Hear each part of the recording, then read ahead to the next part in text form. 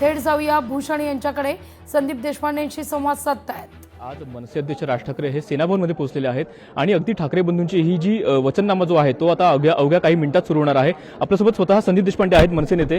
Sir, खूप सारं स्वागत। आणि 20 वर्षांचा मोठा काळ उलटल्यानंतर आज राज ठाकरे इथं पोहोचलेले आहेत सेनाभवनामध्ये।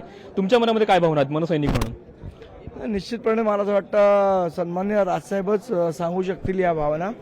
आणि आज वचननामा दोन्ही पक्षांचा संयुक्तिकरित्या जाहीर होणार आहे। त्या वचननाम्यामध्ये काय असणार आहे याची उत्सुकता जेवढी तुम्हाला तेवढीच मला सुद्धा आहे।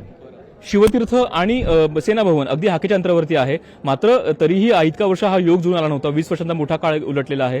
आज इतक्या वर्षांनी अनेक पुलाकडनं अनेक अर्थाने पाणी वाहून गेलेलं आहे, पाणी गेलेलं आहे। कसं पाहते आजच्या दिवसाकडे, या किती महत्त्वाचं आहे? मला असं वाटतं जे सन्माननीय राजसाहेबांनी सांगितलं ते महत्त्वाचं आहे की महाराष्ट्रासाठी, मराठी माणसासाठी आम्ही सगळे वाद बाजूला सारून एकत्र येणं गरजेचं आहे आणि मला वाटतं त्याप्रमाणे ते घडलेलं आहे।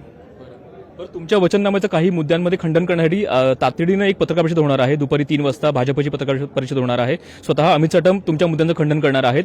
काउंटर पीसी असणार आहे ती। कसं पाहताय इतक्या तातडीनं त्यांची पीसी सुरू होणार आहे तुमच्या पीसी नंतर लगेचच?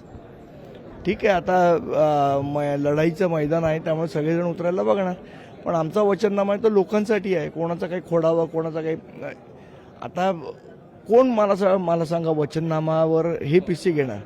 जर यांनी मोदींच्या दिलेल्या वचनावर आम्ही पीसी घेतली तर अजून 15 लाख आलेले नाहीत, अजून 2 कोटी लोकांना नोकऱ्या आलेल्या नाहीत, ह्याची तर रोज पीसी घ्यावी लागेल। मग शेवटचा मुद्दा, उद्या संयुक्त सभा पार पडणार आहे। राज ठाकरे, उद्धव ठाकरे यांची विक्रोळीमध्ये पहिली सभा पार पडणार आहे। राजकीयदृष्ट्या युती झाल्यानंतरची पहिली सभा आहे। उद्या सभेकडे कसं पाहता तुम्ही?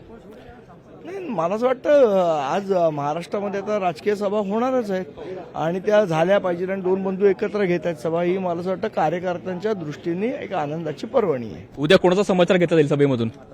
आता मला असं वाटतं ते आपल्याला बघावं लागेल। तर अशा प्रकारे उद्याची सभा देखील पार पडणार आहे आणि उद्याची सभा ही सुद्धा अत्यंत महत्त्वाची आहे आणि उद्याच्या सभेत पाहावं लागेल की कोणाचा समाचार स्वतः ठाकरे बंधू घेतील हे देखील पाहावं लागणार आहे। कॅमेरा विनीत पेंडेकरसह भूषण शिंदे, लोकशाही मराठी, मुंबई।